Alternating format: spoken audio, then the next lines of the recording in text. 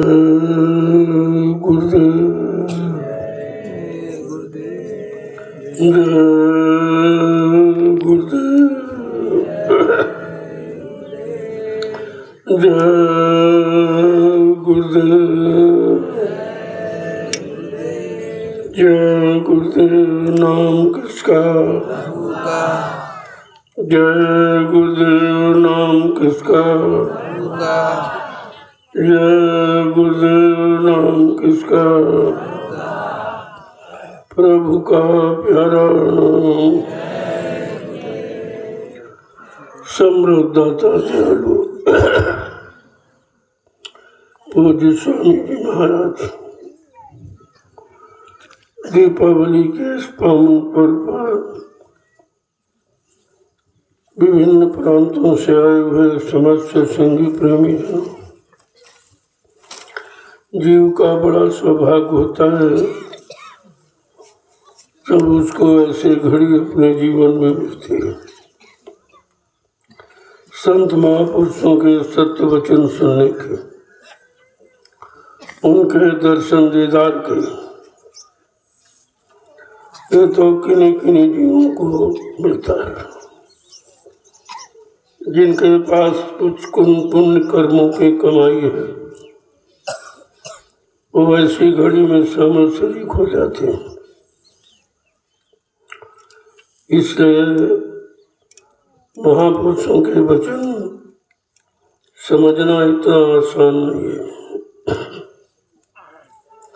दुनियादारी के वचन तो बहुत जल्दी समझ में आ जाते, लेकिन संतों के वचन बड़े रहस्यमय होते हैं।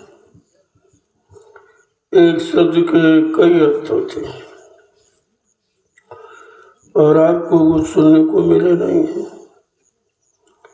अब धीरे धीरे वो समय आ रहा है जब लोगों को संतों के वचनों की जरूरत पड़ेगी। जितने वचन आपने सुने हैं वो सब तुम्हारे जीवन में काम आने वाले नहीं है। वो तो शरीर के रहते रहते वो वचन समाप्त हो जाते हैं।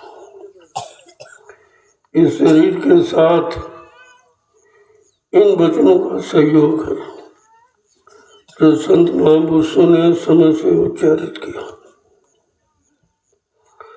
जब उनके वचनों को सुनोगे तब तुम्हारी समझ में कुछ कुछ आएगा कि ये तो वचन किसी ने सुनाए ही नहीं। जब कोई जानकार आता तो जानकारी देता, जब जानकार कोई आए नहीं तो कलयुग में आए। सतयुग त्रेता द्वापर के वचन हमें आपको सुनाए गए, उन्हीं को पकड़कर हम बैठे हैं। उनसे हमारा कोई काम नहीं होगा। हमको अपने समय के वचन चाहिए जो कलयुग के कमजोर जीवों के लिए माफिक हो। जब वो वचन सुनने को मिलेंगे तब आपका काम होगा। आपकी जीवात्मा जगेगी, परमात्मा से मिलने के लिए बेचैन हो जाएगी। जैसे जैसे वचन आपके कान में पहुंचेंगे पहले की सारी गंदगी धीरे धीरे साफ करेंगे। जब गंदगी साफ हो जाएगी, पर्दा हल्का हो जाएगा, तो वचन धीरे धीरे धीरे आपकी समझ में आने लगे। ऐसे तो नहीं क्योंकि कभी आपने सुने नहीं थे और सुनाने वाले कलयुग में आए और आप सबको सतयुग त्रेता द्वापर के वचन सुनाए जाते हैं जो अपने अपने समय के हैं। तुम उस समय में बैठे नहीं हो, तुम तो कलयुग में बैठे हो, तो आपको तो कलयुग का वचन चाहिए। कलयुग से बचने के लिए वचन चाहिए जो कलयुग की विषम परिस्थितियों से बचाए, आपको सुख शांति प्रदान करें, ताकि आपका मन जो मैला है, जो गंदा, वो साफ हो जाए। फिर वो धीरे धीरे भजन में लगने लगेगा। एक बार की नहीं लगेगा। बहुत ईगों की गंदगी चढ़ी है, इतनी जल्दी उतरना आसान नहीं है। पहली बात तो उतरने का रास्ता नहीं है कि मालूम नहीं कि गंदगी उतरेगी कैसे।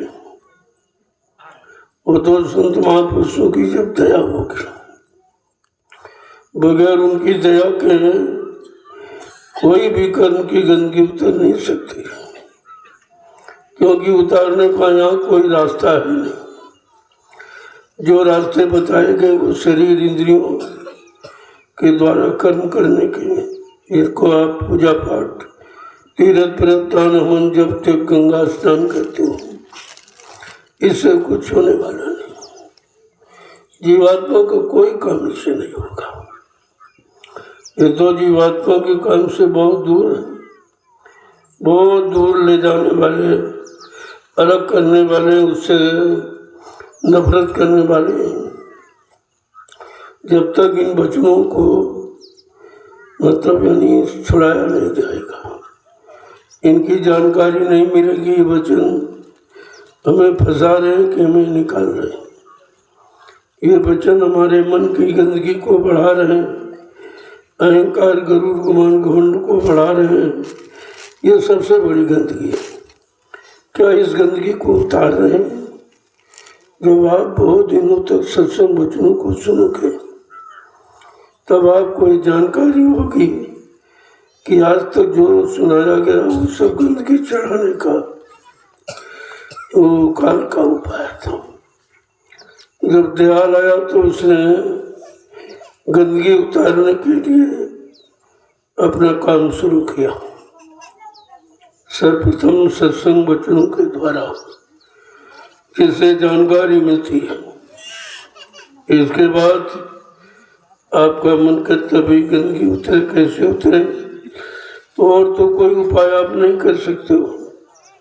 कलयुग के जीव में इतनी शक्ति सामर्थ्य नहीं है कि वो कुछ कर सके। इसलिए संत महापुरुषों ने उसको सीधा सेवा में लगा दिया। अरे भाई तो सेवा करिए, सबसे सरल है। और एक गरीब अमीर, पढ़ा लिखा, अनपढ़ सब कर सकते हैं, स्त्री पुरुष सबको करने में कोई दिक्कत परेशानी नहीं। इसलिए उन्होंने सेवा में लगाया। जब सेवा में लगा तो मन का गरुड़, गुमान, घमंड खत्म हो गया। जो उसके अंदर झूठा ये गुमान घमंड था कि हम बड़े हैं, हम बड़ी जाति के, हम पढ़े लिखे हैं, हम धनी मानी हैं, हम तबत्कारी हैं, हम पदाधिकारी, ये सब गंदगी है।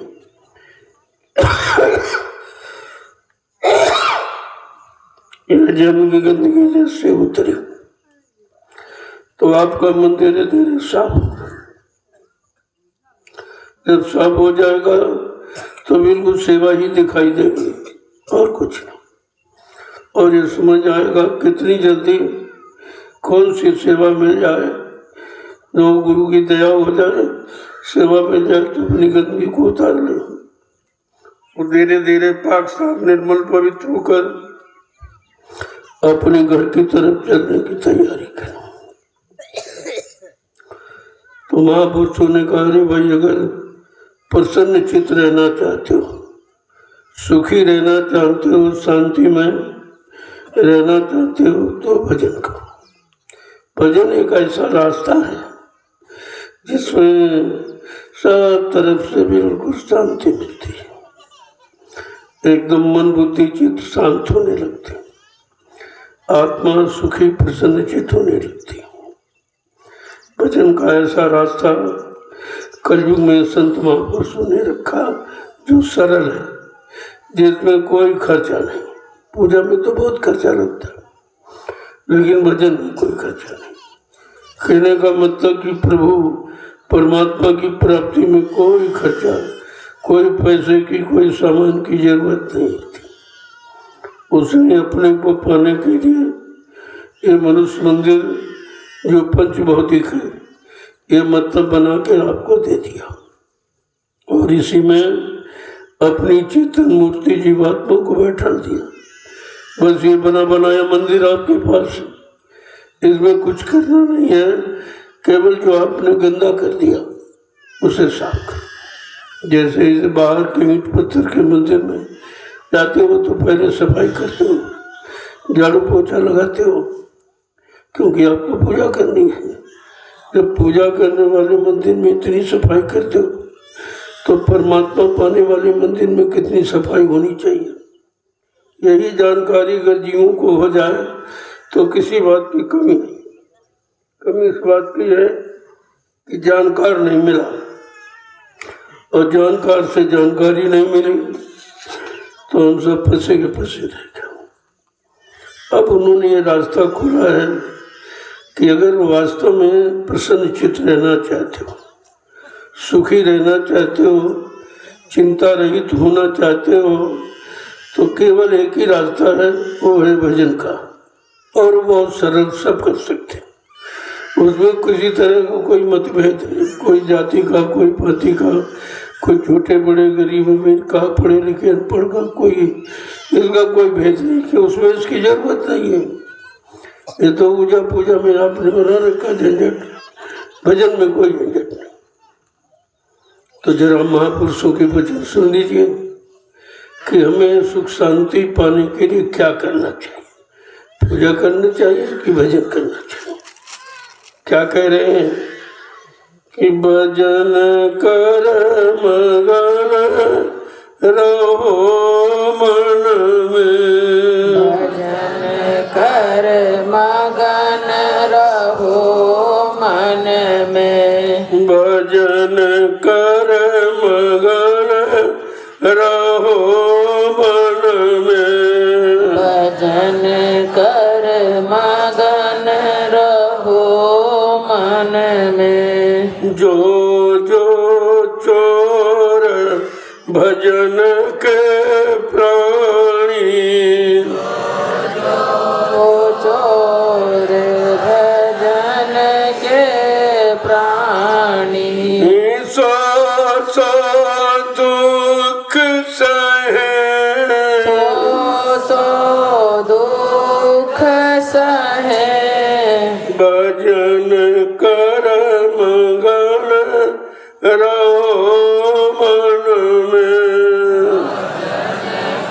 कर मगन रहो मन में। आज जो भजन में चोरी करते हैं, आलस्य करते हैं, निद्रा में सोए रहते हैं, का वही दुख उठाते हैं। अगर भजन करने लगे तो जीवन के सारे दुख समाप्त हो जाए आपके। ऐसे बिन हरि भजन खगेसा, मिटे न जीवन के कलेसा। कहा जीवन में आने वाले जितने भी कष्ट, मुसीबत, बीमारी, महामारी, कहा वो भगवान के भजन से सब खत्म हो जाते। भजन का इतना बड़ा प्रभाव है, लेकिन भजन की बात तो कलयुग में बताई गई। 3 युगों में पूजा पाठ में उलझाया गया, आपको भरमाया गया, और भजन का रास्ता मिला नहीं। आगे क्या करें? आलस नींद सतावे उनको, आलस नींद सतावे उनको, आलस नींद सतावे उनको, आलस नींद सतावे उनको। नित नित बरम बहे, नित नित बरम बहे, भजन कर मगन रहो मन में, भजन कर मगन रहो मन में। लोगों पहचान बता रहे हैं। जो भजन में चोरी करते हैं, भजन में जिनका मन नहीं लगता है, जो जीव काल के हवाले हैं, जिन पर काल का पहरा है, का उनको आलस और नींद बहुत सताती। जब भजन में बैठे बहुत आलस, निद्रा, प्रमाद, उंगाई जमुआई, ये सब उनको घेर लेते। ये सब काल का सामान है। जो भजन न करने दे, भजन से दूर हटावे, भजन में बाधा विघ्न पैदा करे, का वो सब काल का है। कहते नित नित भ्रम बढ़े, तरह तरह के भ्रम शंका संदेह उनको सताते रहते, उनको भजन में लगने नहीं देते, संतों के वचनों पर विश्वास नहीं करने देते।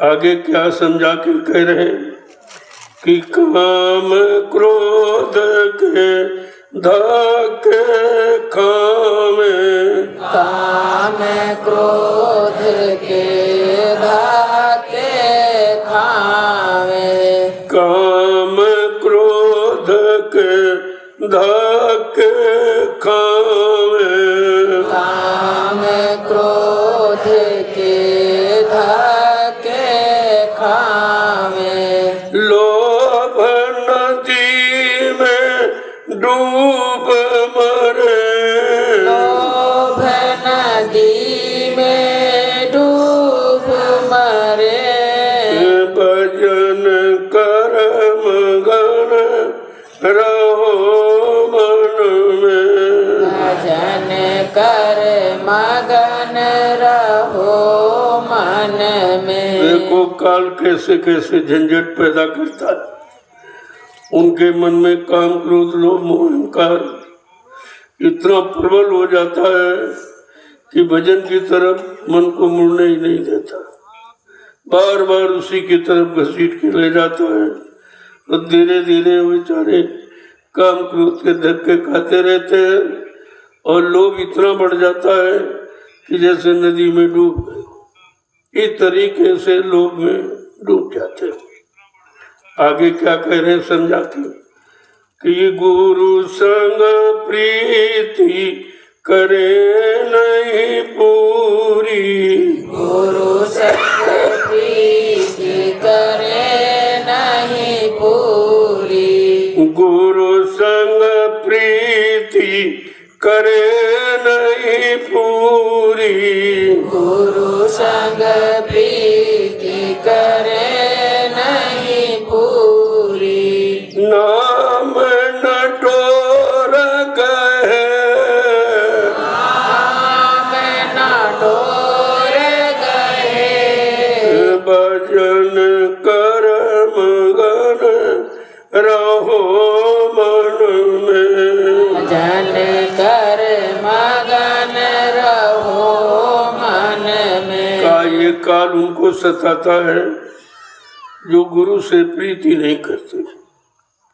कपट रखते अंदर में, भेदभाव करते हैं, जाति पाति देखते हैं, मतलब यानी तरह तरह से गुरु में भेदभाव पैदा करते हैं और प्रीति में कमी करते हैं, प्रेम में कमी करते हैं। और जो वो नाम की डोर पकड़ाते हैं जो जीवात्मा को घर पहुंचाएगी, उसे पकड़ते ही नहीं। बेचारे जानते नहीं कि नाम डोर क्या है, कौन सी डोर पकड़ के जीवात्मा यहाँ आई है, उन्हें इसका पता ही नहीं कुछ। एक तो जानते नहीं है, कोई सच्ची अच्छी बात महापुरुष बतावे तो उसकी सुनते मानते नहीं। आगे क्या करें कि तृष्णायाग्नि जले निस्वासर, अग्नि जले निस्वासर, तृष्णा अग्नि जले निस्वासर,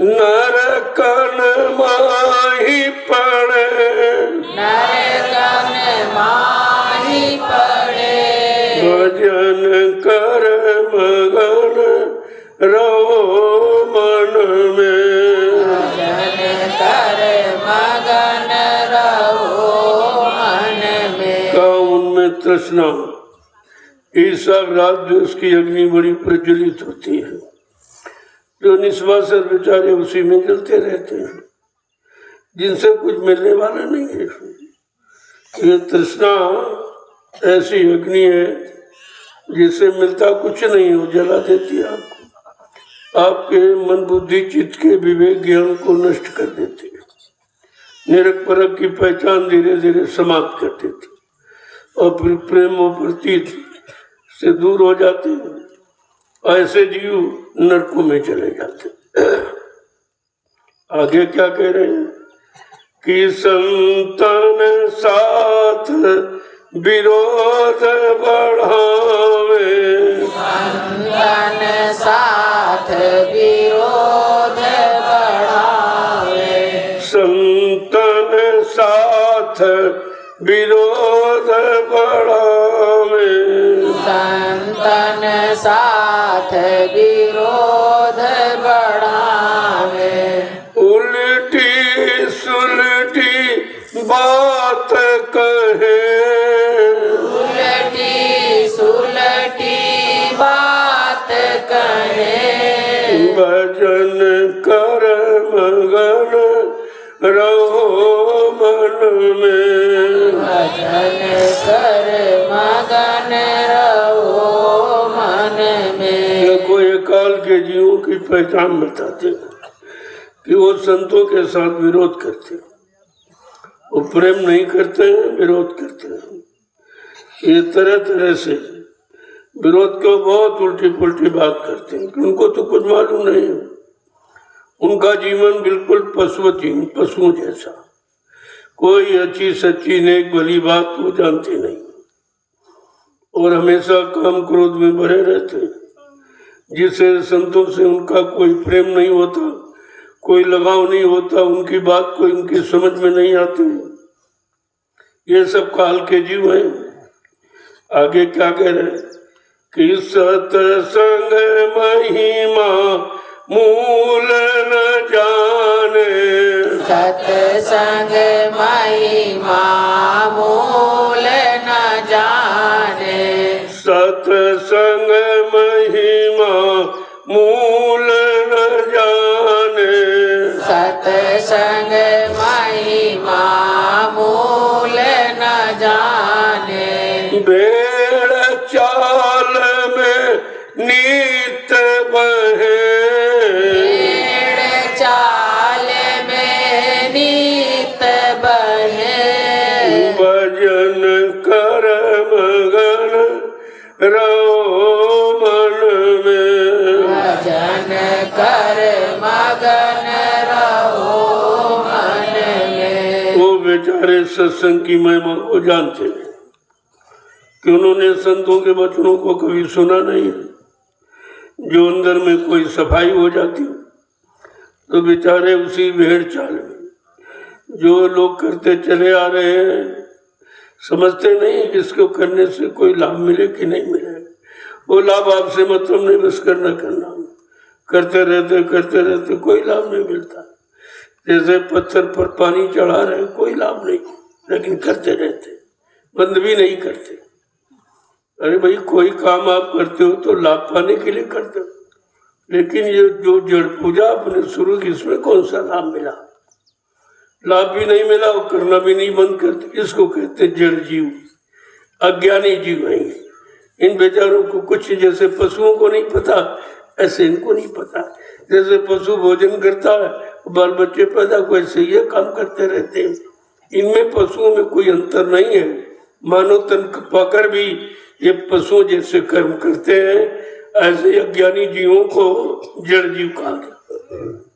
आगे क्या कह रहे हैं कि धन और मान भोग रस चाहे, धन और मान भोग रस चाहे, धन और मान भोग रस चाहे, धन और मान भोग रस चाहे, रोग भोग में आन फंसे, रोग भोग में आन फंसे, भजन कर मगन रहो मन में,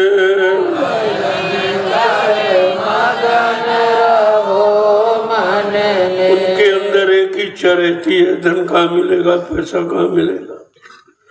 ये भी नहीं सोचते कि वे कैसे पैसा ले रहे हैं, चोरी कर रहे हैं, कि झूठ बोल रहे हैं, कि छल कपट की बेईमानी कर रहे हैं, कि दूसरों की हिंसा करके, दूसरों को ठग करके, इसका कोई विचार नहीं रहता। ये पशुओं जैसा जीवन देखिए आप, कोई विचार नहीं।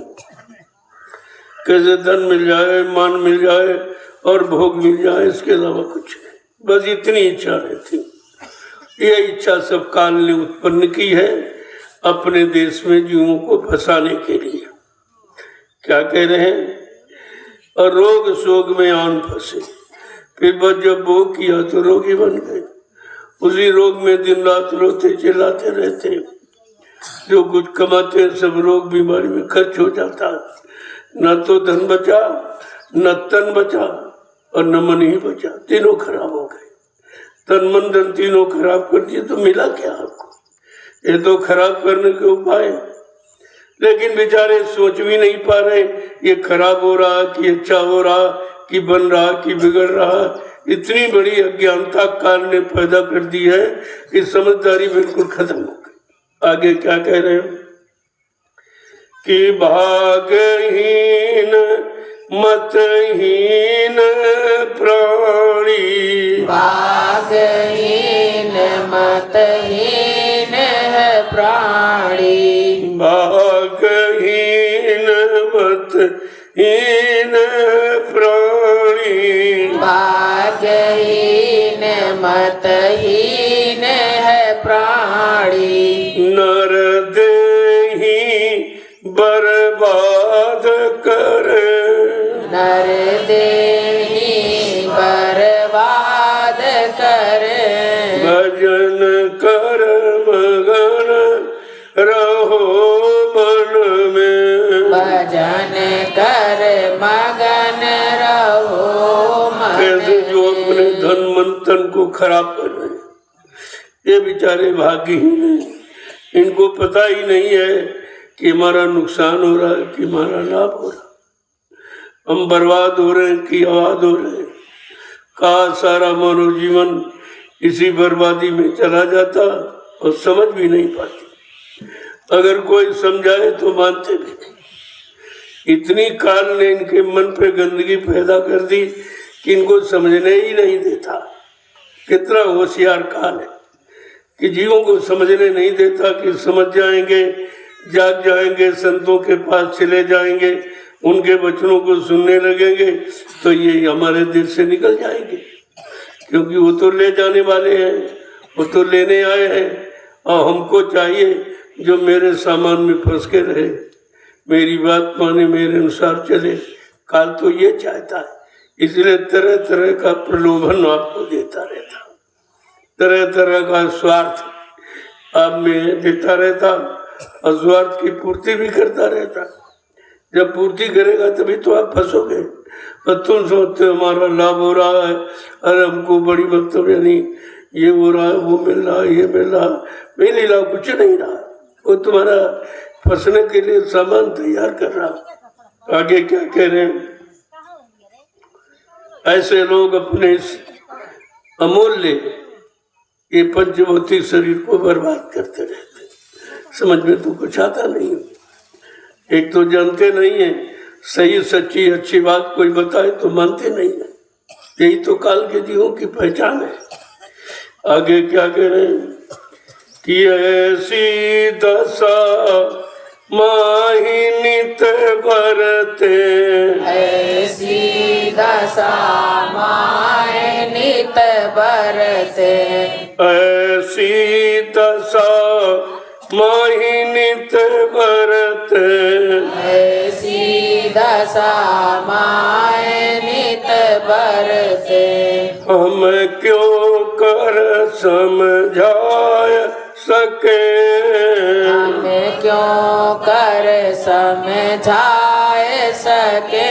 कहा निरंतर ऐसी उनकी दशा बनी रहती है, उसी में रहते हैं, चलते रहते हैं। बेचारे भी नहीं सोच पा रहे कि हमारा नुकसान हो रहा है कि हमें फायदा हो रहा, हमारा मानव तन बर्बाद हो रहा कि आबाद हो रहा, कुछ नहीं समझ पाते। काल ऐसी चाल चला दे, समझने ही नहीं देता कुछ। देखो कितना होशियार है और तुम उसकी होशियारी समझ नहीं पाते। महापुरुष बताते हैं तो मानने के लिए तैयार नहीं हो। ऐसा जीव बेचारा ज्ञानी है कि एक तो कोई बताता नहीं है, बताने वाला कोई आया नहीं। जब कलयुग में संतों ने दया की, चलो 3 युगों से फंसा है, चलो इसको निकाल लो और धीरज से इसको निकाल के इसके घर पहुंचा दो, लेकिन वो सुनता ही नहीं है। आगे क्या कह रहे हैं कि साध गुरु का कहा न माने, साध गुरु का कहा न माने, साध गुरु का कहा न माने, साध गुरु का कहा न माने, मन मत अपनी ठान ठने, मन मत अपनी ठान ठने। का इतने जिद्दी होते, इतने हठी होते हैं कि सदगुरु का तो कहना मानते ही नहीं, बिल्कुल उनकी बातें नहीं सुनते और अपनी मनमानी करते रहते हैं। जो मन उनका कहता है बस उसी को करने लगते हैं और मन की सलाह कभी अच्छी नहीं होती, क्योंकि उसको वो काल का एजेंट है तो काल की तरफदारी करता रहता, काल के बनाए भोगों के सामानों की तरफ आपको निरंतर यानी मतलब चलाता रहता है, बढ़ाता रहता है, भटकाता रहता है, फंसाता रहता है। आगे क्या कह रहे हैं कि हम उनको कैसे समझाएं। महापुरुष कहते हैं हम कैसे समझाएं, वो समझने के लिए तैयार नहीं होते, वो तो बिल्कुल दूर दूर भागते हैं, हमारी तरफ मुड़ के देखते भी नहीं, हमारे इन अनमोल वचनों को कभी सुनते ही नहीं है। उनको क्या मालूम कि यही वचन तुमको हर तरफ से बचाने वाले हैं और बाकी तो सब वचन फंसाने वाले हैं। आगे क्या कह रहे हैं कि खर को कर सम वे नर जानो, खर को कर सम वे नर जानो, खर कुकर सम वे नर जानो, खर को कर सम वे नर जानो, वीर था उतर भरे, वीर था उदर भरे, भजन कर मगन रहो मन में, भजन कर मगन रहो मन में। महापुरुष समझा के कह रहे ऐसे जीवों को खर माने गधा, कुकर माने कुत्ता, ये गधे और कुत्ते की तरह, जो कोई अच्छी सच्ची बात बेचारा वो क्या जाने। कितना तुम इनको सुनाओ, ये दोनों सुनेंगे क्या? नहीं सुनेंगे, कान है लेकिन सुनेंगे नहीं। ये वाणी सुनने के लिए इनको कान नहीं दिए गए, ये तो केवल ये पंचभौतिक शरीर जो मानव तन मिला है उसको अधिकार है, और वो जब मिला तो वो भी नहीं सुनना, वो भी अपनी दिनचर्या पशुओं जैसी खर कुकर जैसी बनाए बैठे, वो भी नहीं सुनता, तो उनको भी तो खर कुकर ही आप समझिए। क्या कह रहे हैं? बिरथा उधर केवल पेट भरने के सिवा और कुछ नहीं जानते। ये रात दिन गधा चरता रहता पेट भरने के लिए, और कुत्ता दर दर की ठोकरें खाता एक एक रोटी के टुकड़े के लिए, केवल पेट भरने के अलावा इनको कुछ नहीं मालूम है। ऐसे जीव खर और कुकर के समान केवल रहते हैं, बाकी इनका जीवन व्यर्थ में चला जाता, फिर दोबारा उनको मिलेगा नहीं है। अब उनको ये पता नहीं कि दोबारा मिलेगा कि नहीं मिलेगा।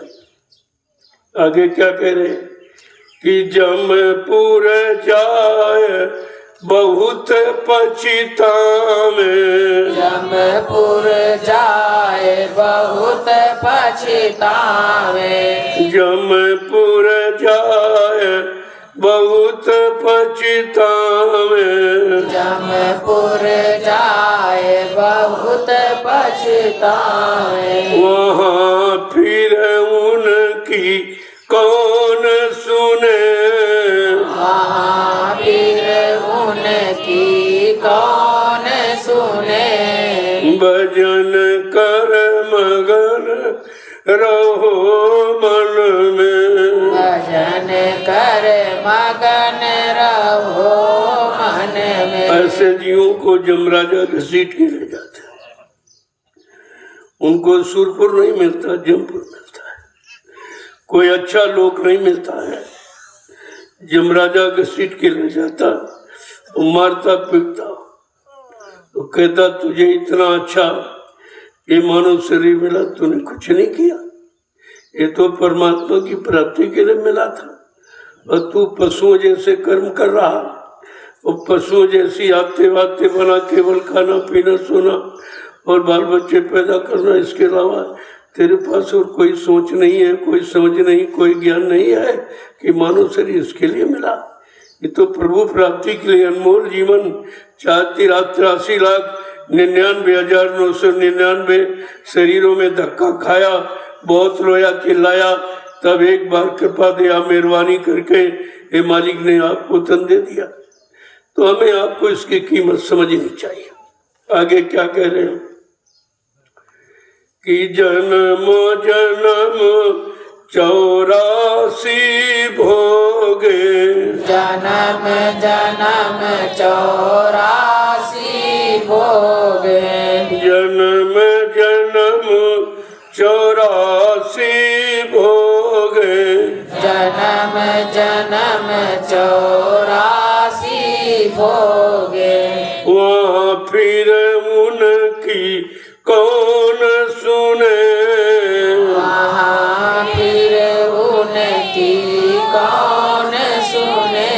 ये शरीर फिर नहीं मिले, ये शरीर फिर नहीं मिले। काय से जीव फिर 84 खान जो नरकों की योनिया शरीर बनाए उसी में भ्रमण करते हैं। फिर ये अनमोल पंचभौतिक शरीर फिर नहीं मिला। ऐसा थोड़ी कि अब की बार मिला फिर मिले।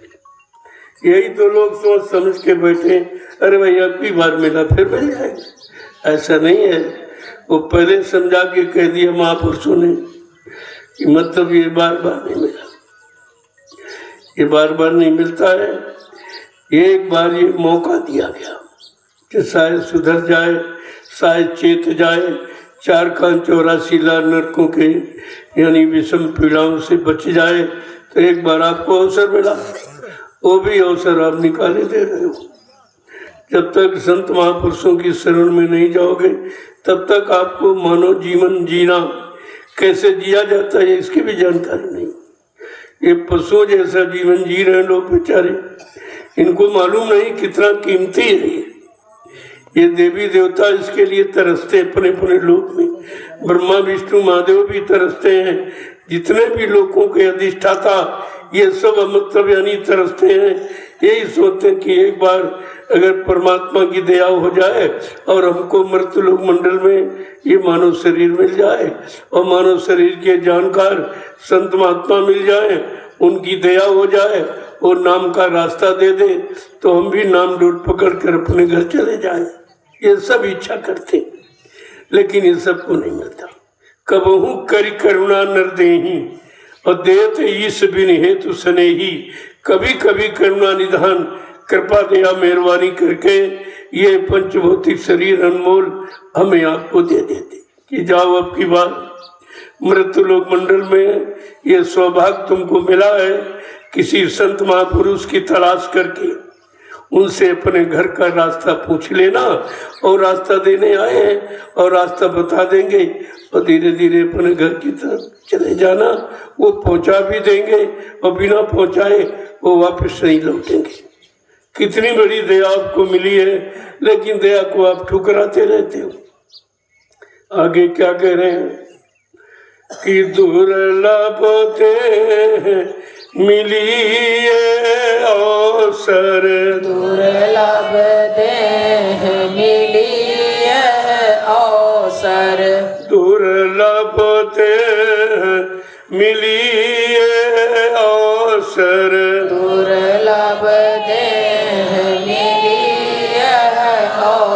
अवसर ऐसी कर जो बात बने, ऐसी कर जो बात बने, भजन कर मगन रहो मन में, भजन कर मगन रहो मन में। कहते अगर संसार में दुर्लभ है तो ये शरीर पाना दुर्लभ है।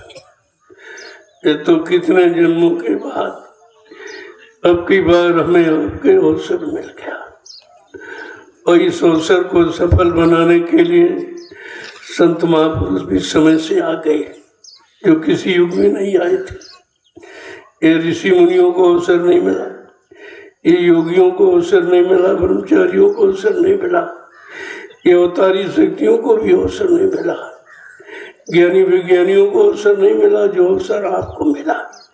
लेकिन जिनको मिला वो बेचारे कीमत नहीं समझ पा रहे, उनकी समझ में नहीं आ रहा।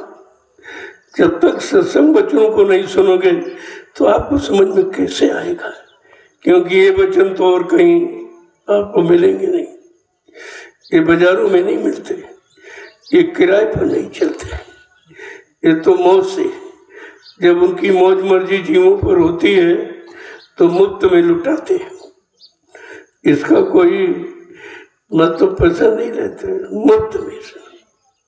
क्या कह रहे हैं, अरे भाई ऐसी कुछ कर लो करनी तो तुम्हारी बात बन जाए। जो बिगड़ी बात है, कितने युगों से बिगड़ी है, वो अब की बार बन जाए। ऐसा कोई काम कर लो, कराने वाले भी मिल गए, अब केवल करने की बात है। और कहा तुम निमिष मात्र खड़े हो जाओ, मैं तो सहयोग करूंगा, मैं तुमको ले जाऊंगा पहुंचाऊंगा, लेकिन तुम खड़े तो हो जाओ। लेकिन जो बेचारा खड़ा भी नहीं होना चाहता। आगे क्या कह रहे हैं कि सतगुरु शरण पकड़ ले अब की, सतगुरु शरण पकड़ ले अब की, सतगुरु शरण पकड़ ले अब की, सतगुरु शरण पकड़ ले अब की, तो सब तेरे काम बने, तो सब तेरे काम बने। कहते अगर ये बिगड़ी बात जो कितने युगों से की है, अब तेरी बन सकती है अगर तू सतगुरु की शरण पकड़। सतगुरु माने पूरा, जिसको पूरा भेद मालूम है, जो पूरी शक्ति लेकर के आया जीवों को अपने घर पहुंचाने के लिए, उसे सतगुरु कहते हैं। कहा तो तेरे सब काम बन जाए अगर तू केवल सतगुरु की शरण में आ जा। उनकी शरण का ये लाभ है और ये वादा है कि आए शरण तजो नहीं ताई। जो शरण में आ जाएगा उसको कभी हटाया नहीं जाएगा। वो कितनी दूर चला जाए, लेकिन एक बार शरण में आया जीव दोबारा कभी हट नहीं सकता है। दूर जाने का मतलब हटना नहीं होता है, वो समय पड़े और फिर वापस आ जाएगा। एटक भटक कर इधर उधर धक्के खाकर जहाँ कोई कर्म कर्जा लेन देन बाकी पूरा करके फिर आ जाएगा। वो जाएगा कहाँ कि हित का वचन दया कर बोले, हित का वचन दया कर बोले, हित का वचन दया कर बोले, हित का वचन दया कर बोले। तू नहीं कान सुने, तू नहीं कान सुने, तू सुनता भी नहीं है। अरे करना नहीं, केवल सुन ले तब भी कुछ काम बन जाए। कहा वो सुनता भी नहीं है जो तुम्हारे हित का, भले का, कल्याण का, उद्धार का जो वचन आपको सुनाते हैं, समझाते हैं, बताते हैं, चिताते हैं, लेकिन तो सुनता भी नहीं है। अरे भी सुनने में कौन सा खर्चा, इतना सरल है कि कोई खर्चा नहीं। काल के वचनों में कितना खर्चा तुमने किया पूजा पाठ में, अथा कथा में सुनने में कितना खर्च करते हो, लेकिन भगवान के पाने की कथा तो बिल्कुल एकदम फ्री मुफ्त में है, कोई पैसा नहीं लग रहा, लेकिन वो भी नहीं सुनता। क्या कह रहे हैं? हित का वचन दया कर बोले, वो तुम्हारे पर दया कृपा मेहरबानी करके तुम्हारे हित का, तुम्हारे बचने का, तुम्हारे कल्याण का, उद्धार का वचन कहते हैं, लेकिन तू फिर भी नहीं सुनता है। आगे क्या कह रहे कि अंधा बहरा फिरे जगत में, अंधा बहरा फिरे जगत में, अंधा बहरा फिरे जगत में, अंधा बहरा फिरे जगत में, कुल कुटुंब तेरी हानि करे, कुल कुटुंब तेरी हानि करे, जो तुम्हारी हानि करते, नुकसान करते, ये कुल कुटुंब है। सबसे बड़ा नुकसान तुम्हारे अनमोल समय का करते। सारे जीवन का समय जो भजन, जो सत्संग सेवा का है, वो अपने में लगा लेते, और तुम उनमें लग के अपना अनमोल समय खराब करते, और उधर मिलना कुछ नहीं है। जहाँ लगे, जब इतने दिन से लगे तो किसी ने इनाम दिया तुमको?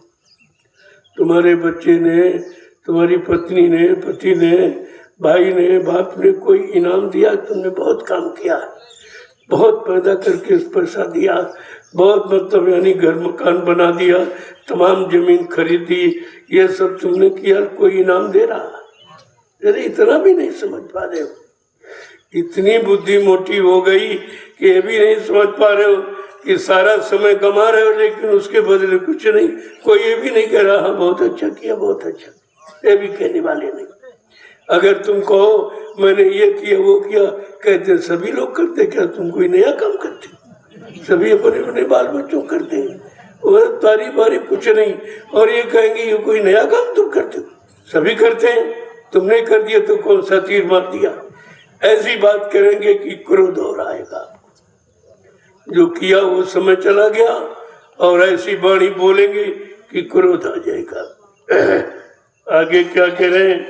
तो ये व्यक्ति अंधा, देखकर भी दिखाई नहीं दे रहा, सुनकर भी सुनाई नहीं दे रहा क्या बोल रहे हैं, कितनी तारीफ कर रहे हैं, कितनी तुम्हारी प्रशंसा कर रहे हैं, कुछ नहीं। तो अंधा ही तो जो दिखाई नहीं दे रहा।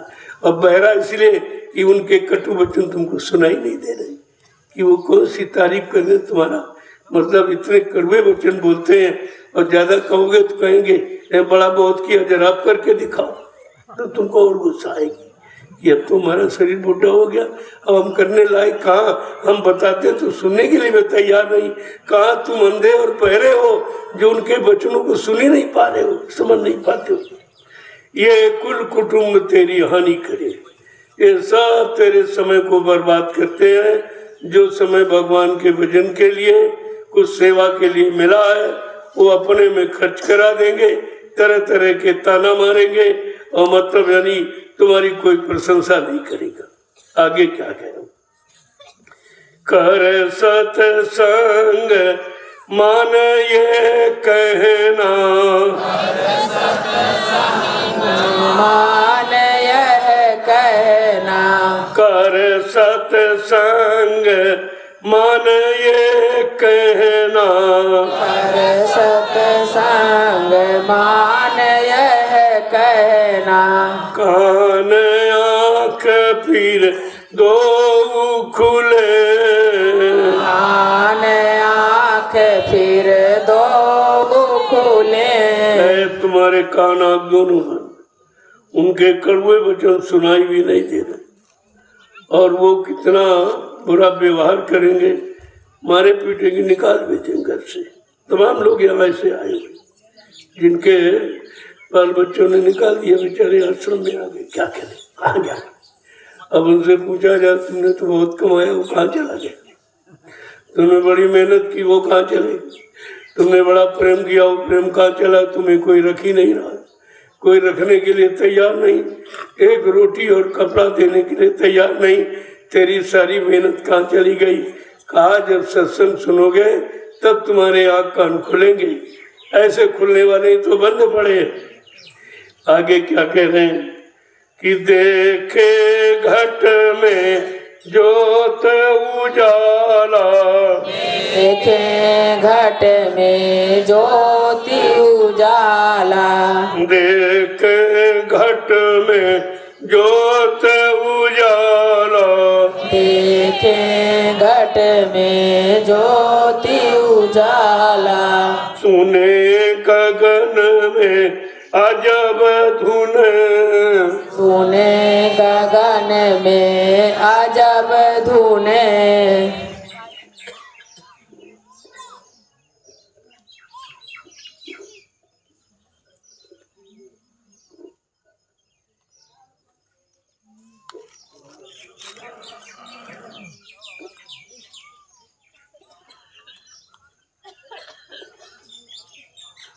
देखो समझा के क्या करें।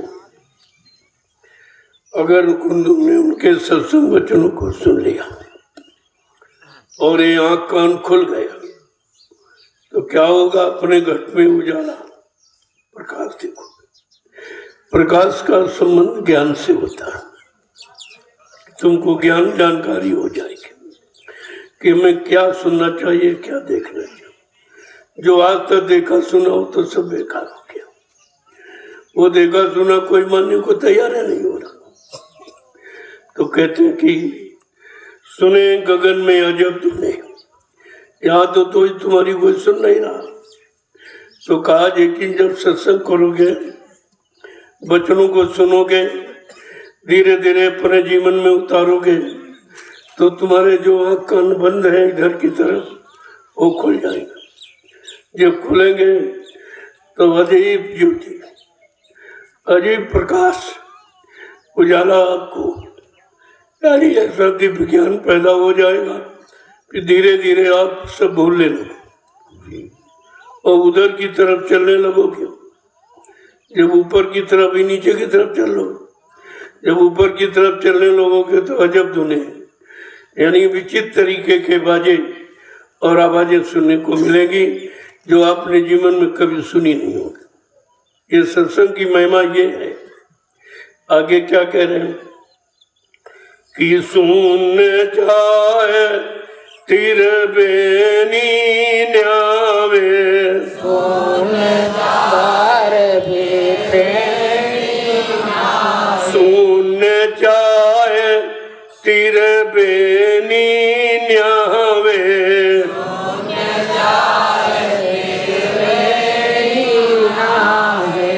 हीरे मोती लाल चुने, हीरे मोती लाल चुने। तो इधर से जब उधर चलोगे अंदर की तरफ तब कहते क्या क्या मिलेगा कि त्रिवेणी वहां नहाने को मिलेगी। तो आपको आप त्रिगुणातीत हो जाओगे। सतोगुण तमोगुण रजोगुणी से यही त्रिवेणी है, इससे बिल्कुल अलग हो जाओगे। इसका भी तुम्हारे पर कोई प्रभाव नहीं रहेगा। और धीरे धीरे धीरे धीरे उधर ऐसे ऐसे हीरे मोती लाल हैं जिनको पा करके तुम बड़े खुश हो जाओगे। अरे मतलब यहाँ तो असली चीज तो यहाँ पड़ी है, हम वहाँ कहाँ मिट्टी बटोरते रहे, कंकड़ पत्थर इकट्ठे करते रहे, और असली चीज यहाँ रखी हुई। ये तो महापुरुषों की दया हो गई तो ये सब देखने को मिला, नहीं तो ये कभी देखने को मिला ही नहीं था। आगे क्या कह रहे हैं कि महाशून में सूरती चढ़ावे, महाशून में सूरती चढ़ावे, महाशून में सूरत चढ़ावे, महाशून में सूरती चढ़ावे। तब सतगुरु तेरे साथ चले, तब सतगुरु तेरे साथ चले। आज जैसे जैसे आगे त्रिवेणी स्नान करके पाक साफ पवित्र हो जाओगे तब उधर सतगुरु तुम्हारे साथ साथ चलेंगे। फिर आपको बीच में छोड़ेंगे नहीं, क्योंकि तुम कहीं भी भटक सकते हो। जब तुम यहाँ गंदगी में भटक गए हो, काल माया के देश में गंदगी में जब फंस गए हो, तो उधर तो गंदगी है, उधर तो किसी भी देश में फंस सकते हो। वो तो जानते हैं, क्योंकि इस गंदगी वाले देश से निकाल के ले जा रहे, उन्हें पता है। जब गंदगी में बड़ी मुश्किल से निकला, गंदगी में इतना फंस गया, उसी को अपना मान बैठा है, तो ये यहाँ तो शुद्धता, निर्मलता, पवित्रता, यहाँ तो मिनटों में फंस जाएगा। कहते हैं तब सतगुरु तेरे साथ साथ चलेंगे, तुझे साथ लेकर तेरे घर पहुंचा के तब मानेंगे, ऐसे बीच में छोड़ने वाले नहीं हैं। आगे क्या कह रहे हैं कि भमर गुफा की बंसी बाजी, भंवर गुफा की बंसी बाजी, भमर गुफा की बंसी बाजी, भंवर गुफा की बंसी बाजी, महाकाल भी शीस धुने, महाकाल भी शीस धुने। जैसे जैसे ऊपर गुरु की दया से पहुंच रहे हो, महाकाल बेचारा सिद्ध धुन के पछता रहा कि मैं तो यहीं तक पड़ा हूँ, ये जीव तो अपने घर जा रहा। उसको बेचारे को पछतावा, महाकाल को भी। काल और महाकाल सब पछता रहे कि ये जीव सदगुरु की दया पाकर ये अपने घर जा रहा, और हम सब यही पड़े हैं, यहाँ के आगे नहीं जा सकते बगैर सदगुरु की कृपा से। और सदगुरु हमको ऐसे ले नहीं जाएंगे, वो कहते हैं वहीं चलो नीचे, पहले मृत्यु लोक में मानव तन को प्राप्त करो, तब वहीं से निकाल के ले आऊँगा। बीच से किसी को नहीं निकालूंगा, और बीच से कोई निकल के अपने आप जा भी नहीं सकता। न ब्रह्मा ब्रह्मलोक से जा सकते, न विष्णु विष्णुलोक से जा सकते, न शिव जी शिवलोक से जा सकते, न राम साकेत लोक से जा सकते, न कृष्ण गोलोक से जा सकते, न देवी देवता देवलोक से जा सकते। किसी को अधिकार नहीं। ये अधिकार केवल आपको मिला है, और आप समझ नहीं पा रहे। आगे क्या कह रहे हैं कि अब चढ़ गई पुरुष दरबारा, अब चढ़ गई पुरुष दरबारा, अब चढ़ गई पुरुष दरबारा, अब चढ़ गई पुरुष दरबारा। वहाँ जाए धुन बीन सुने, वहाँ जाए धुन बीन सुने। देखो ये आवाजें आपको नामदान के भक्तियों बताई गई कि अगर कोई आवाज अचानक सुनने को मिल जाए तो आपको शंका न हो, कोई डर न लगे, ये समझ जाओ कि जो बताया गया वो चिन्ह मिल गया, हम सही रास्ते से जा रहे हैं। हमको आवाजें मिलती जा रही, चिन्ह मिलते जा रहे, स्वरूप मिलते जा रहे हैं, मतलब यानी तो आपको शंका नहीं, शंका न हो। इसलिए नामदान के वक्त सदगुरु ने पहले ही भेद आपको दे दिया, ये उनका स्थान है, ऐसा उनका रूप है, ऐसी उनके मुंह से आवाज आती है, ये सब तुमको सुनाई देगा, तो तुम्हें विश्वास हो जाएगा कि हम सही रास्ते से जा रहे हैं। आगे क्या कह रहे हैं, ले दूरबीन चली आगे को, ले दूरबीन चली आगे को, लख अगम का भेद बने, भेद बने। कहा जैसे दूरबीन से दूर तक का दिखाई देता है, ऐसे आपको आत्मा की दिव्य आँख खुलने पर दूरबीन क्या है, उसके आगे कुछ नहीं, वो तो तीनों कालों को देख लेती है और सबको दिखाई देता है। कहा आगे ये सब दिखाई देगा कि अलग क्या है, अगम क्या है, अनाम क्या है, ये धीरे धीरे सारा भेद आपको स्वयं पता चल जाएगा, तब आपको विश्वास होगा। महापुरुष कहते हैं खुद देखो और खुद मानो और खुद चलो घर पहुंचो, तो तुम्हें पक्का विश्वास हो जाएगा। यहाँ से आगे चली उमंग से, यहाँ से आगे चली उमंग से, यहाँ से आगे चली उमंग से, यहाँ से आगे चली उमंग से।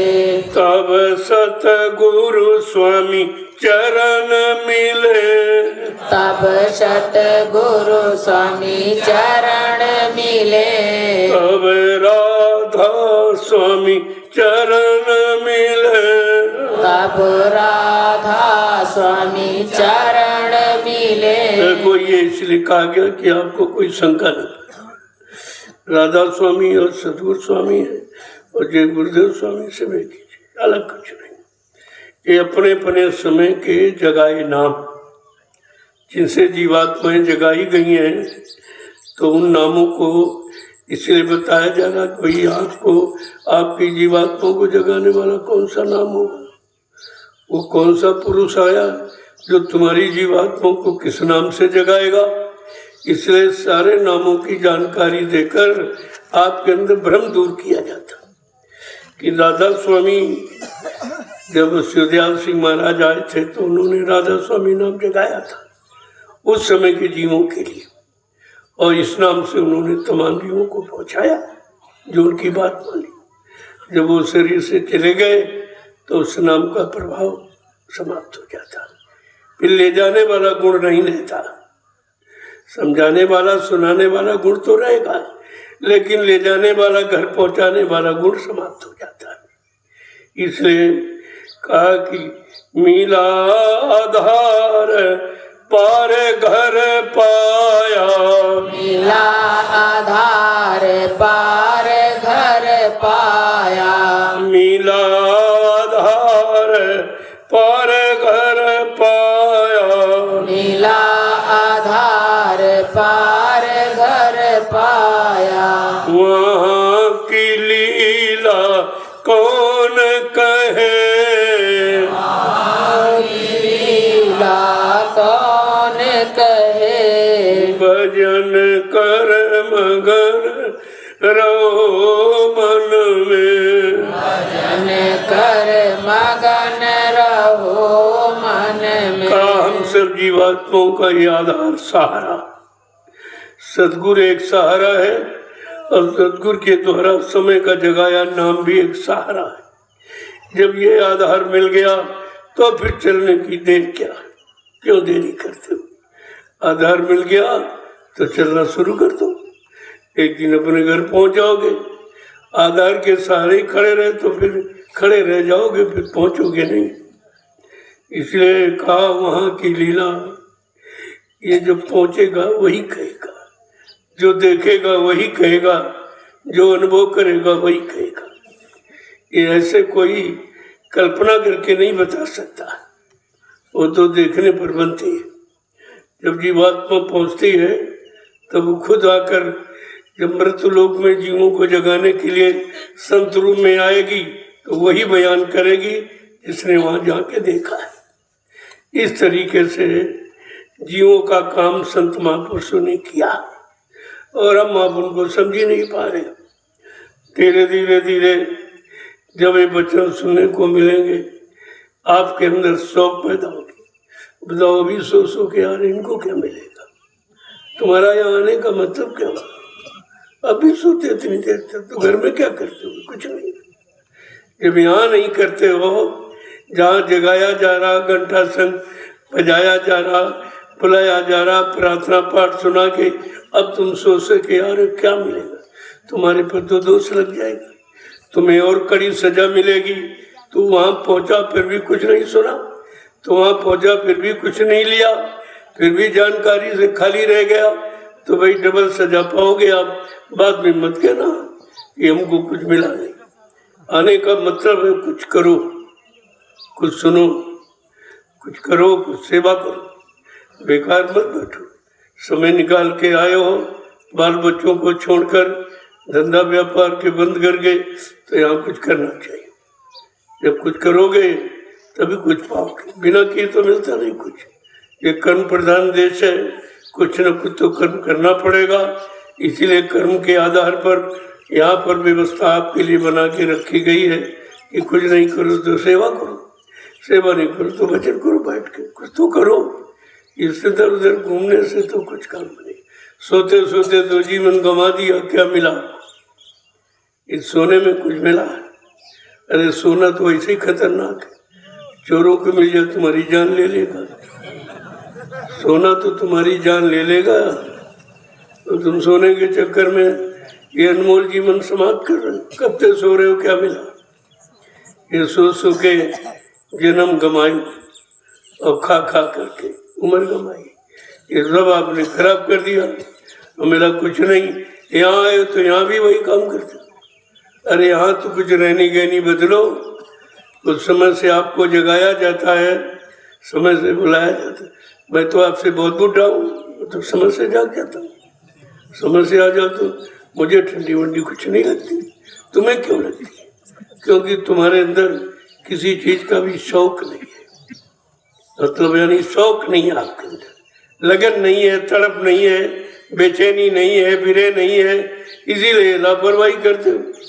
ऐसे जीव दिन रात सोते ही रहते। वो जीवन पाकर भी, सरल पाकर भी, सत्संग पाकर भी, आश्रम में आकर भी कुछ नहीं पाते, खाली रह जाते हैं, खाली लौट के चले जाते हैं। ऐसे भी जीव हैं, कितना आप समझाओ उनकी समझ में नहीं आता। वो अपनी रहनी गहनी में कोई परिवर्तन नहीं करते, जैसे घर में वैसे यहाँ रहते। तो भाई इससे कुछ मिलेगा नहीं आपको, जैसे आए वैसे खाली लौट जाओगे। हमारा क्या अपना नुकसान करोगे आप? जय गुरुदेव, जय गुरुदेव, जय गुरुदेव, जय गुरुदेव, जय गुरुदेव, जय गुरुदेव। जय गुरुदेव। नाम किसका? प्रभु का, जय गुरुदेव। नाम किसका? प्रभु का, जय गुरुदेव। नाम किसका? प्रभु का। अब आप खड़े हो जाओ। देखो इसका हमेशा आपको ध्यान रखना चाहिए। यहाँ आए हो तो कुछ करने के लिए, कुछ सीखने के लिए आए हो, खुद अपनी आदतें ठीक करने के लिए। अगर ये सब नहीं किया तो आने का कोई मतलब नहीं है। आश्रम इसीलिए बुलाया जाता है कि आपके मन की बिगड़ी आदतें ठीक हो जाए, धीरे धीरे आप सुधर जाएं, संभल जाएं, एक अच्छे सस्ते रास्ते की तरफ चलने लगे, बुराइयों से धीरे धीरे दूर हो जाए। इसलिए आपको बुलाया जाता, आपके साथ रहे मूर्तियाँ की जाती, वही किसी तरह तुम बदल जाओ। जब तुम कहीं बिगड़ने वाले होते हो तब को इधर की तरफ मोड़ लिया जाता, धीरे से मोड़ दिया जाता कि तुम बिगड़ने जा रहे थे, चलो इधर सुधर जाओ, तो सुधर जाओगे। फिर धीरे धीरे धीरे आपके बिगड़े काम सब ठीक होने लगे। जय गुरुदेव, जोर से बोलो, सब मिल बोलो, बोलना होगा, अभी से बोलो, दुख दर्द हरेंगे, सब कष्ट मिटेंगे, सुख शांति भी देंगे, सबके दाता, सबके मालिक, प्रेम से बोले, ये नाम नहीं इंसान का, ये काम नहीं इंसान का। ये जानकारी नित्य प्रति क्यों दी जा रही, आगे इसकी जरूरत पड़ेगी। अभी तो लोग बेचारे नहीं समझ पा रहे, आगे जरूरत पड़ेगी। इतनी मुसीबतों में, बीमारी, महामारियों, लड़ाई झगड़ों में, दैवी प्रकोपों, दुर्घटनाओं में फंस जाओगे कि कहीं कोई सहारा नहीं दिखाई दे, तब आपको घूम के आना पड़ेगा। अगर समय से इस नाम का स्मरण करने लगो तो बहुत मुसीबतें कम हो जाएंगी, तमाम बीमारियां कम हो जाएंगी और शाकाहारी हो जाओ, फिर इस नाम का उच्चारण करो तो अधिक लाभ आपको मिलेगा। लाभ तो भाव को भाव अनखा रसों नाम जपत मंगल दी दसो। तुम भाव को भाव में कैसे भी, अरे भाई जहर चाहे प्रेम से खाओ और चाहे क्रोध में खाओ तो अपना काम करेगा, वो अपना काम करेगा। इसीलिए नाम तुम किसी भाव में जपो कहो वो अपना काम करेगा। लेकिन पूरा लाभ लेना चाहते हो तो फिर परहेज करो भाई, शाकाहारी हो जाओ। शाकाहारी हो जाओगे तो ये नाम पूरा हर समय हर वक्त तुम्हारी मदद करेगा। ऐसा वादा आज तक किसी जगह इनाम ने नहीं किया। जय गुरुदेव। देखो अब आप लोग सेवा में, ये जरूरी है, यहाँ आए हो तो ये आपका आश्रम है, आपकी जमीन है, आपने अपनी गाड़ी कमाई से इस जमीन को खरीदा। मेरा इसमें कुछ नहीं है, ये आपका और आपका रहेगा। मैंने तो, मेरा तो कुछ है नहीं, मैंने कोई पैसा लगाया नहीं अपना, इसीलिए मेरा कोई नाम मुझसे कुछ नहीं। मैं इससे बहुत दूर हूँ, केवल तुम्हारी व्यवस्था देख रहा हूँ। अगर आप देखने लगो तो मैं और कहीं चला जाऊँ, वहाँ बैठ जाऊँ, वहाँ जगह बन जाए। आप अगर चलाना सीख जाओ और संभालना तो हमको इसकी क्या जरूरत है, ये तुम्हारी चीज़ है और अपना संभाल लो तो मैं और आगे चला जाऊँगा और किसी जंगल में बैठ जाऊँ, वहाँ भी धीरे धीरे बन जाए। यहाँ तो जंगल ही था जब आया था, लोग समझते थे कि भाई जंगल में क्या होगा, हमने यहाँ सब कुछ होगा, केवल तुम करने के लिए तैयार हो जाओ, ये सब कुछ हो जाएगा। और आप करते करते मेहनत तुम्हारी सफल हो गई, ये जंगल एकदम मंगल बदल गया। ऐसा कहीं नहीं, कहीं तुम हिंदुस्तान में चले जाओ जंगलों में कोई नहीं सब बढ़िया बढ़िया इमारतों में बंगलों में रह रहे हैं, लेकिन जंगल में कोई नहीं रहा। और जरूरत है जंगल की, जंगल में मंगल है। अगर मंगलाचरण अपना अपना करना तो जंगल में आ जाओ, यहाँ कितनी शांति, यहाँ भजन करने के लिए, सेवा करने के लिए, सत्संग सुनने के लिए, किसी तरह के लिए कोई परेशानी नहीं, एकदम शांति है, कुछ नहीं। तीनों काम आपको यहाँ हो जाए। और आपको चाहिए क्या? हमें कोई शहर वहर से लेना देना नहीं है, हमारा कोई मतलब ही नहीं। हम तो जंगलों की तलाश करते हैं और जंगल में रहे और रहने की इच्छा है कि एक बार फिर आप मौका दे दें, ये संभाल लें तो मैं किसी तीसरे जंगल में पहुंच जाऊँ, वहाँ भी जीवों का भला हो जाए। बहुत बेचारे जीव जंगलों में पड़े हैं, वहाँ इस नाम को कौन ले जाएगा, कौन पहुँचाएगा? उनको भी समय से कल्याण होना चाहिए, उनको भी लाभ मिलना चाहिए।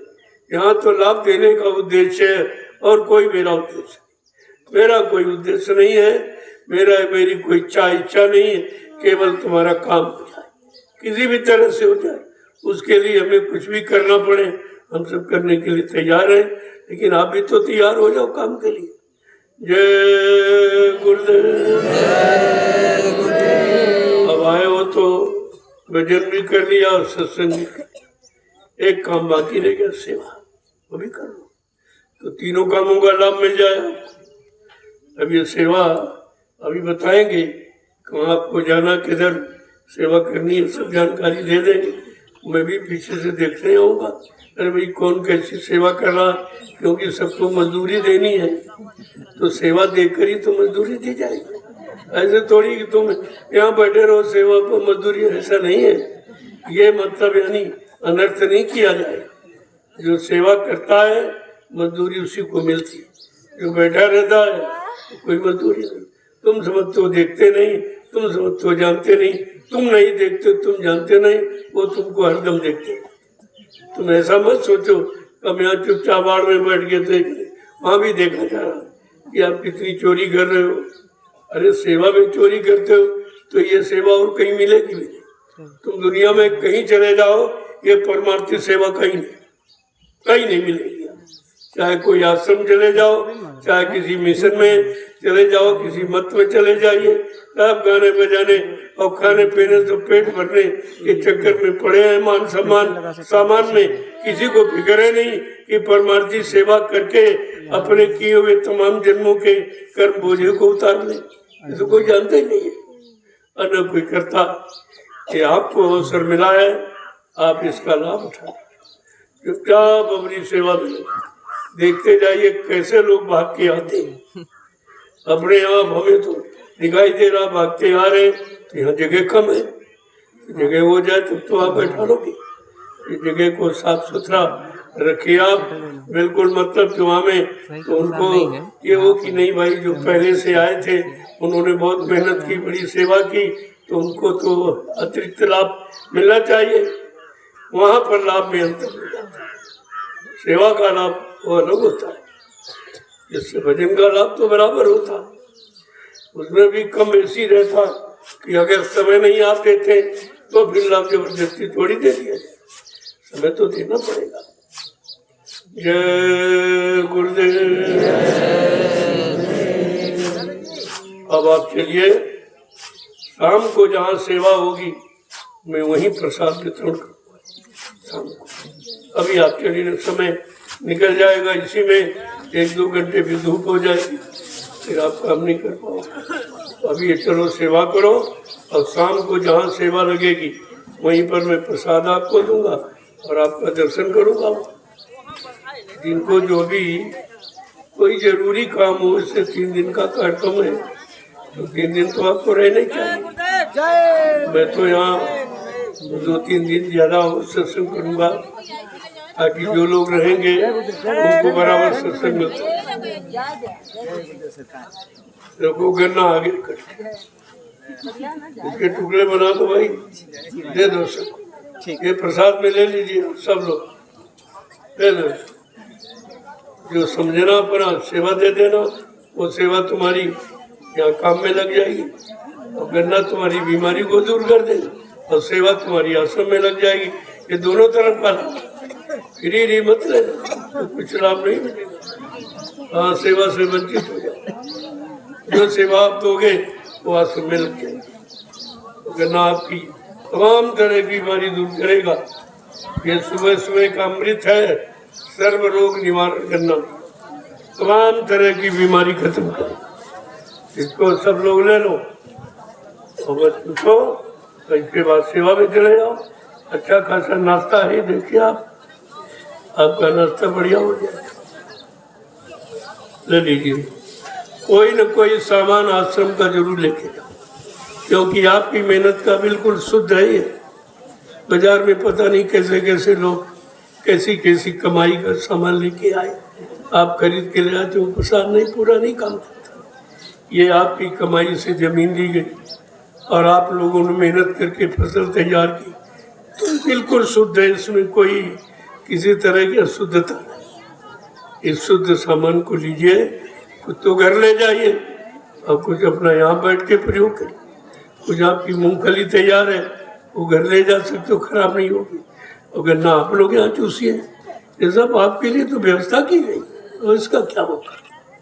तब आपकी बीमारी, परेशानी, दुख मुसीबत को दूर करने का ये सामान तैयार किया गया।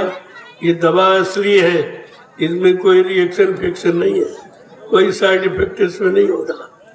इतनी बढ़िया चीज है, इसको सब लोग ले लीजिए। चलो आप लोग लो। जय गुरुदेव।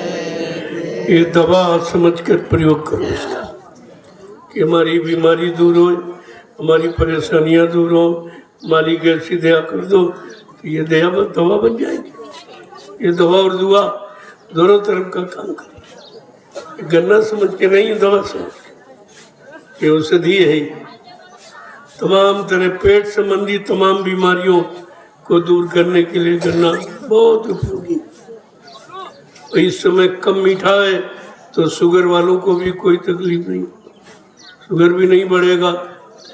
कम मीठा लेना चाहिए, ज़्यादा मीठे में तो नुकसान होता है। इस समय भी कम मीठा है तो मतलब यानी कोई नुकसान भी नहीं आपका होना।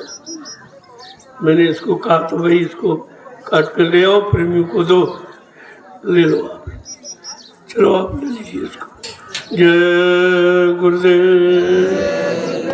शाम को मिलूंगा सबसे और प्रसाद दे दूंगा आपको। अभी नहीं, अभी ये प्रसाद, ये गन्ने वाला, ये सर्व रोग निवारण गन्ना, इसको ले लीजिए अभी, और बाद में शाम को प्रसाद दूंगा। अभी प्रसाद तो यहाँ रोज ही मिलता है, रोज ही, बराबर 12 वर्षों से लगातार पूरे हिंदुस्तान में बांट के आया हूँ। और यहाँ भी ये काम कोई नहीं कर रहा, न पहले किसी ने किया, ना आप मथुरा जाते रहो, वहाँ रोज नहीं मिलता था, रोज प्रसाद नहीं मिलता था। यहाँ तो रोज आपको मिलता है। पहले आप देखिए, मैंने पहले ही कहा था मथुरा की कोई घटना दोहराई नहीं जाएगी। आप उस वचन को याद रखिए। यहाँ जो भी काम होगा एकदम नया, वो तो आप वहाँ कर चुके, कुछ मिला नहीं आपको, वो भूल भी गए हो, बच्चों को भूल गए, सत्संग भूल गए, और दया हट गई तुम्हारे से। अब जाकर के फिर से उसे प्राप्त कर लो, एक अवसर आपको ये फिर मिला। जय गुरुदेव।